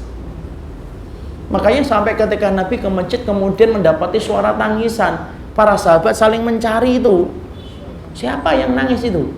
Masya Allah ya, kalau sahabat ketika ada tahu yang nangis itu, walaupun mereka tidak tahu kalau yang menangis itu pohon. Kalau kita ada tahu nangis, tidak ada yang nangis, sudah lari terbirit-birit. Kita, Ustadz kali. Kalau Rasulullah itu kemudian dicari sama para sahabat tuh yang nangis ke rumah, dipeluk itu kemudian oleh Rasul, dan setelah dipeluk nangis, nangisnya kemudian berhenti. Makanya kalau ada orang cerita ini sapinya mau dipotong meneteskan air mata, saya percaya. Rumah saya itu dekat dengan tempat jagal itu. Tempat jagal. Jadi setiap pagi habis subuh itu orang itu datang bawa kerbau itu di kampung sana ya, bukan di Bekasi ya. Maka kemudian setiap kerbo itu kadang-kadang pagi mereka pulang, kalau pas liburan dulu ketika saya masih SD, saya pernah tanya ke salah satu tukang jagal, beliau sudah meninggal, Pak, pernah ngelihat kebun nangis nggak Pak? Pernah Nang, ada Nang, yang kemudian itu nangis diletakkan itu, dia netes dia. Punya perasaan, punya. Nggak usah jauh-jauh ibu melihara kucing, ibu kemudian perlakukan kucing sebagaimana layaknya. Dia itu beda perlakuannya kepada kita. Makanya saya tidak menafikan berita ataupun menafikan video ketika mendapati ada satu binatang ditinggalkan oleh majikannya sampai nangis, melolongnya juga sampai menyedihkan, kucingnya sampai diem, ada kemudian sampai itu tuh ada. Kenapa? Karena bagaimanapun mereka tetap diberikan oleh Allah sesuatu yang kita tidak mengerti, tapi kita diperintahkan untuk berakhlak kepada mereka. Makanya kita tidak boleh mendolimi, tidak boleh sampai bakar hewan tuh boleh atau tidak boleh sampai kata ibu misalkan benci banget sama tikus. Walaupun saya paham ya gregetan banget ya, karena kemudian korden sobek, gabus sobek gitu kan, sampai mesin cuci rusak gitu kan. Tapi tetap kita tuh tidak boleh kemudian mendolimi tikus. Salah satu di antara mufti, di antara syekh mufti itu menerangkan setiap kezaliman itu akan dibalas oleh Allah. Dia memisahkan satu video syekhnya itu dalam Twitternya itu, dalam Instagramnya. Dia memisahkan satu video. Ada seorang keluarga dapetin tikus, mungkin saking marahnya tikus itu dibakar itu. Dari mana? Dari kemudian ekornya. Ibu tahu Allah langsung hukum itu. Allah jadikan tikus itu ketika dibakar oleh kemudian dari ekornya, tikus itu langsung kabur. Kan kepanasan dia. Ketika kepanasan kemudian kabur ke rumah, nyenggol sofa, nyenggol pakaian, nyenggol semuanya karena dia lari kepanasan. Dan apa yang terjadi? Rumah itu terbakar habis disebabkan dia telah mendolimi salah satu makhluknya Allah. Makanya di situ kita paham bagaimana kemudian dalam Islam itu, disitulah kita ngerti kan? Sampai kemudian dalam Islam itu ngatur akhlak itu sampai kita ngatur akhlaknya sampai kepada hewan. Sampai kita mendapati ada seorang wanita dimasukkan oleh Allah ke dalam neraka, ya salah satunya karena tidak punya akhlak kepada kucing yang dia pelihara. Udzibat imra'atun fi hirratin sajanatha. Ada seorang perempuan yang dimasukkan oleh Allah ke dalam neraka gara-gara dia mendolimi seekor kucing. Loh lihat, seekor kucing. Sampai kemudian dia dimasukkan ke dalam ruangan itu, dibiarkan dan tidak dibiarkan bebas untuk makan apa yang tumbuh di atas muka bumi. Maka kucing itu mati. Maka kemudian kucing itu kemudian apa? Kemudian meminta kemudian keadilan dan akhirnya Allah memasukkan wanita tersebut ke dalam neraka. Disebabkan karena mendolimi kucing. Sampai urusan makhluk. Makanya pohon tidak boleh. Boleh nggak kita nancep paku? Ya, pilih nomor 1, tok kemudian di pohon, nggak boleh. Nomor 2, nomor 3 nggak boleh itu. Kenapa? Dia bisa merasakan. Makanya sampai Nabi mengatakan apa? Nggak boleh dipotong kalau kalian jihad. Berarti ada adab nggak kepada pohon? Ada. Tapi kalau giliran ada pohon yang dihormati, kemudian disakralkan, kemudian sampai orang itu ketika ngelewatin pohon itu, kemudian mereka melemparkan kemenyan dan sesuatu ke pohon itu, maka kita harus mendahulukan akhlak kita kepada Allah. Apa? Potong pohon itu. Kenapa? Akhlak kita kepada Allah menjaga umat dari kesyirikan lebih tinggi daripada akhlak kita kepada pohon. Urutannya harus jelas. Makanya di dalam akidah ini ada akhlak kepada Allah, akhlak kepada Rasul, ada akhlak kepada Quran, dan baru akhlak kepada makhluk. Makhluk itu terbagi lagi kepada manusia, kepada kemudian hewan, kepada kemudian tumbuh-tumbuhan. Kita harus ngerti urutan itu, Ustaz. Iya, harus ngerti urutan itu. Karena sesungguhnya mengerti tentang urutan itu menjadi perkara yang penting supaya kita tidak salah. Ya. Jadi itulah kemudian yang kita harus pahami. Bahkan beberapa hal itu kita harus paham. Bahkan posisi seseorang itu terkadang akhlaknya bisa beda, Ibu. Jadi misalkan ibu berbuat baik kepada seorang muslim yang jauh, itu beda dengan ibu berbuat akhlak kepada saudara dekatnya. Beda. Sedekah itu merupakan salah satu wujud kecintaan yang kita berikan kepada saudara yang jauh atau saudara yang dekat. Yang dekat. Kenapa? Posisi itu mempengaruhi. Di mana nanti kita ketahui, dan itulah yang akan kita pelajari di dalam kitab ini. Jadi itulah Masya Allah ya. Jadi makanya kitab ini, kenapa kita berikan mukaddimah sepanjang ini dari tadi? Karena pada dasarnya kita ingin mengetahui semua itu. Karena kita paham ya, tidak ada syariat yang paling lengkap mengatur akhlak kecuali syariat Islam. Dan tidak ada perkara yang paling penting setelah urusan akidah kecuali persoalan akhlak. Dan yang ketiga, kita kemudian ngerti supaya kita paham urutan itu adalah urutan yang dibuat oleh Allah, Rasulnya, baru kita berakhlak kepada manusia dan makhluk. Dan kita paham akhlak itu ditentukan oleh Allah, bukan ditentukan oleh adat. Dan kitab ini menjawab dari semua yang nanti kita perlukan, dan kita akan mempelajari kitab ini. Jadi inilah kitab yang nanti kita pelajari. Memang agak tebal sih. Saya ingat betul ini. Di salah satu tempat saya mengajar kitab ini ada di beberapa tempat. Ada yang sudah 8 tahun, tapi juga belum selesai. Jadi kalau kita di sini sebulan sekali, ya mungkin sampai bertahun-tahun, tapi tidak apa-apa. Kita akan pelajari kitab ini. Dan ini ada 2 jilid. Ini ada 2 jilid. Kalau kitab aslinya, iya, kitab aslinya ini. Tapi maaf ya, saya tidak merekomendasikan untuk dibeli, karena pasti tidak paham ya. Jadi cukup kita membeli yang versi Indonesianya ya, dan pastikan untuk dapat. Dan insya Allah kita akan membahas kitab, karena sesungguhnya kajian sistematik yang paling baik adalah kajian tentang kitab. Barakallahu fikum. Ini yang dapat kita sampaikan dari apa yang telah kita bahas. Semoga Allah memberikan kebaikan atas apa yang kita pelajari. Jadi mukaddimahnya adalah kenapa kita belajar kitab ini? Satu, karena syariat ini mengatur lengkap dan detail tentang masalah akhlak, dan kita tidak bisa berpangku tangan kecuali kita harus mempelajarinya dengan bersungguh-sungguh. 2, karena kita ngerti tidak ada perkara yang paling penting setelah kehidupan akidah kecuali adalah kehidupan akhlak. Orang yang punya akidahnya benar tapi akhlaknya tidak benar, maka itu rusak. Karena amal ibadah itu cepat rusak kalau tidak punya akhlak yang benar. Tapi kalau punya akhlak yang benar tapi tidak punya akidah, maka itu namanya batil. Kenapa? Akhlak doang tidak bisa memasukkan ke surga. Kemudian alasan yang ketiga, kenapa kita pilih kitab ini? Karena kita paham semua persoalan tentang akhlak ditentukan oleh Allah dan Rasulnya. Berarti kita harus mempelajarinya, apapun akhlak itu. Karena sesungguhnya akhlak kita sebagai seorang muslim tidak ditentukan oleh adat, tidak ditentukan oleh gaya kehidupan masyarakat kebanyakan, tidak ditentukan oleh penilaian manusia dan perkiraan-perkiraan yang dimiliki manusia. Tetapi akhlak seorang muslim ditentukan oleh Allah dan Rasulnya. Dan kita paham tadi, akhlak yang ditentukan oleh syariat bersifat qat'i dan relevansinya dalam setiap waktu dan relevansinya pas dalam setiap zaman.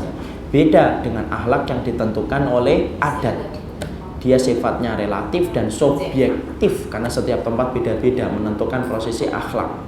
Makanya kita dapati kan, kalau di Padang akhlaknya itu perempuan yang melamar laki-laki dan wajib memberikan mahar.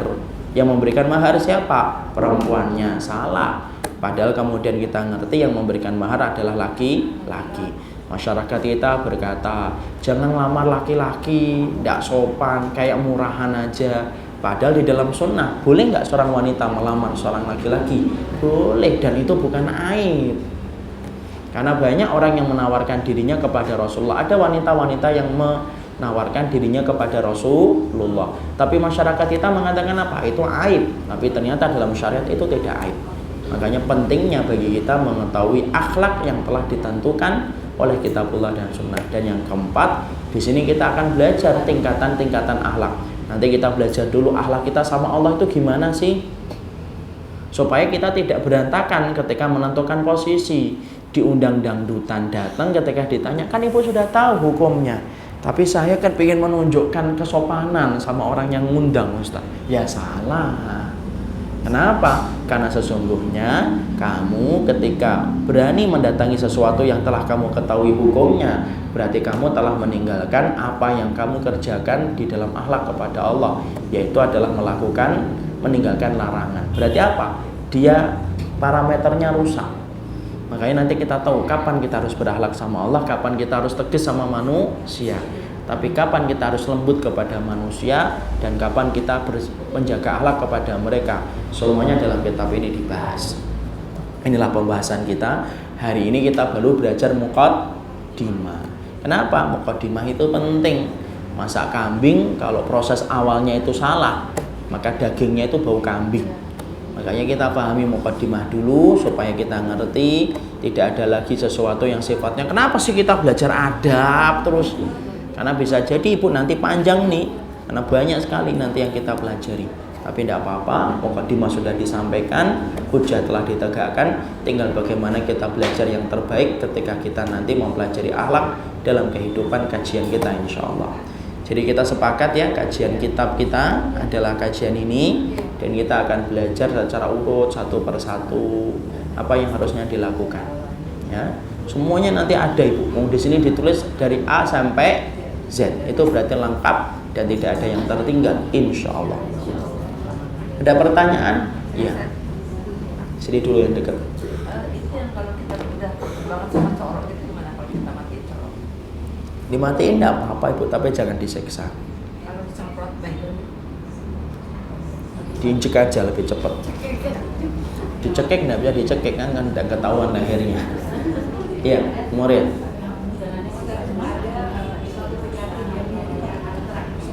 Antrak.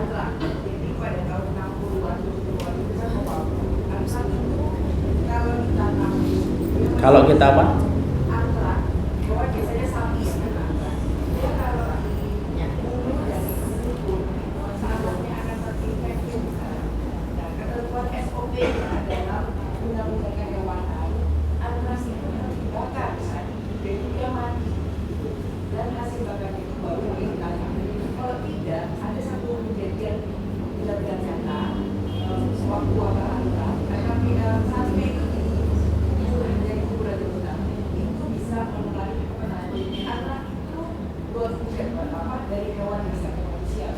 Ya, itu sifatnya darurah. Kalau sifatnya darurah, dia keluar dari kaidah secara umum. Al-daruratu tubihul mahdurat. Segala persoalan yang sifatnya darurat, maka memperbolehkan sifat-sifat hukum yang sifatnya genting. Jadi tidak apa-apa, itu darurah. Berarti karena kemaslahatan hidup manusia lebih didahulukan daripada kemaslahatan hidup hewan. Ya. Yang lain? Tadi Ibu mau tanya apa? Ibu?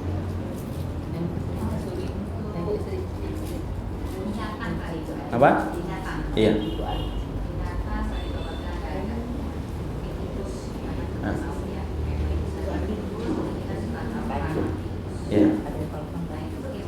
Kenapa Ibu? Tikus. Iya, kenapa? Iya, perangkap tikus.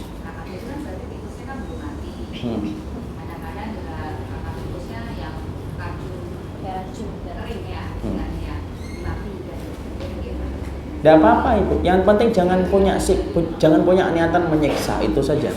Kan ada orang yang kemudian dimasukkan ke air panas sampai tikusnya kesakitan, sampai setengah hari dia baru mati, tenggelam. Ya kalau mau bunuh aja sekalian. Iya, segera mati untuk mematikan, jangan memperlambat proses kematiannya. Iya. Karena menyegerakan itu, menyegerakan itu adalah kebaikan.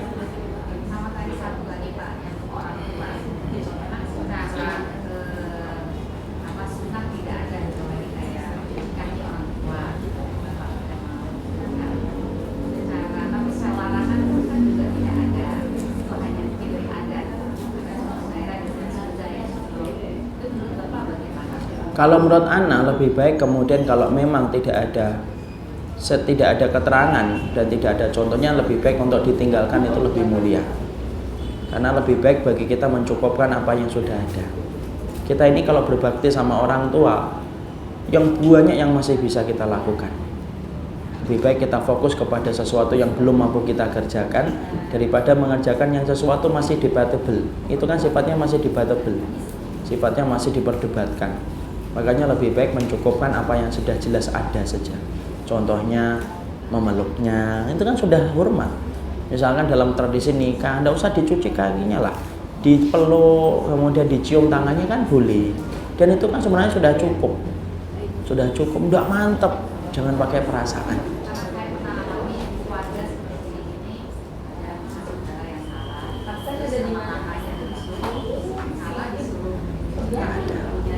Tidak ada. Kalau sampai semacam itu jelas tidak ada. Ya, insya Allah. Allah alam bisawab, ini yang dapat kita sampaikan. Ya. Sebentar Ibu, yang belum dulu. Iya, silahkan.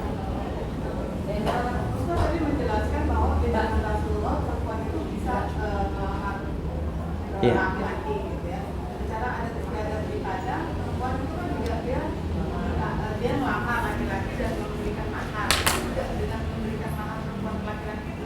Tidak boleh lah, mahar itu dari laki-laki.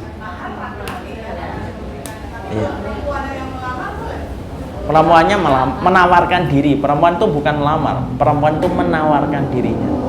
Jadi ibu misalkan ketemu dengan anak, misalkan laki-laki yang ibu seneng, kemudian nanti ibu telepon nanti malam, akhi mau nikah dengan saya enggak? Iya.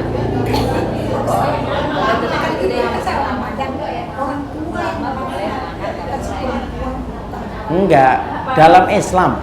Saya bicara bukan orang Padang, dalam Islam. Misalkan ada seorang akhwat, kemudian dia menyodorkan, menawarkan dirinya, atau kemudian dia memakai perwakilan seseorang, tolong tawarkan ke ikhwan itu, saya mau dinikahi sama beliau, dia mau nggak jadi suami saya?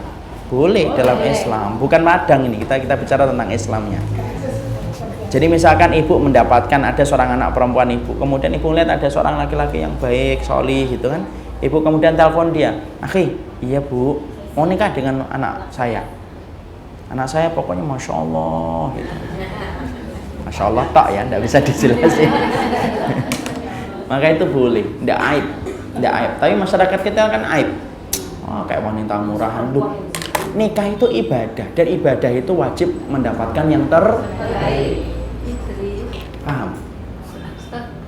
Jadi yang memberikan mahar, kalau sudah ditawarin gitu, lakinya lakinya yang lamar, lakinya yang kemudian memberikan mahar. Kamu maharnya apa? Mobil, ya sudah. Ditawar boleh atau enggak? Bisa. Motor metik?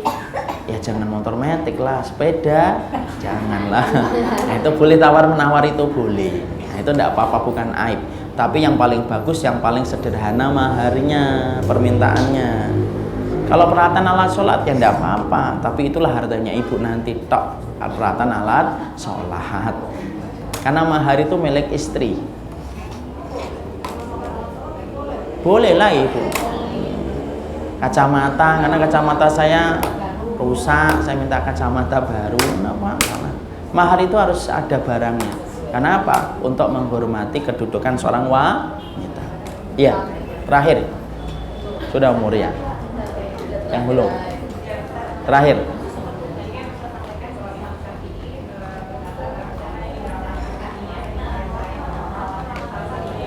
Ibu-ibu yang belakang, adabnya, akhlaknya ketika di kajian tidak boleh ayo diamalin akhlaknya. Terus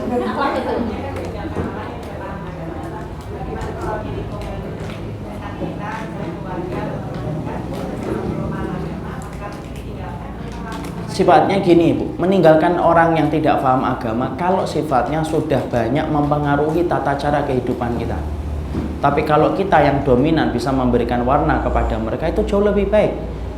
Jadikanlah diri kita menjadi pintu kebaikan bagi orang yang belum paham. Tapi kalau kita melihat dominasi mereka itu terlalu mendominasi kita dan kita paham, karakternya kita tuh suka berubah ketika ada satu perkara, maka lebih baik tidak usah mendekat. Lah semuanya dilihat kepada, semuanya ditakar kemampuan kita. Ada orang yang sifatnya itu kuat, tidak cepat terpengaruh, tapi ada orang yang cepat terpengaruh, baru ke samper sama angin dikit langsung terpengaruh dia. Kalau sifatnya kita kayak gitu, lebih baik menjaga diri. Tapi kalau sifatnya kita kuat, gak cepat terpengaruh, silahkan. Jadilah pintu kebaikan bagi orang yang belum paham dengan agama. Saya kira cukup pertanyaan yang terakhir mewakili 10 pertanyaan berikutnya. Semoga Allah memberikan keberkahan atas apa yang kita pelajari. dan semoga Allah memberikan keberkahannya, karena alhamdulillah banget biasanya saya telat, hari ini saya tepat waktu. Semoga Allah, karena memang jalanan tadi Masya Allah kayak hari Ahad Ibu. Jadi saya tadi jam 9 kurang seperempat sudah sampai di sini. Ini yang dapat kita sampaikan dalam pertemuan kali ini. Semoga Allah memberikan keberkahan. Subhanakallahumma wa bihamdika asyhadu an la ilaha illa anta astaghfiruka wa atubu ilaik. Assalamualaikum warahmatullahi wabarakatuh.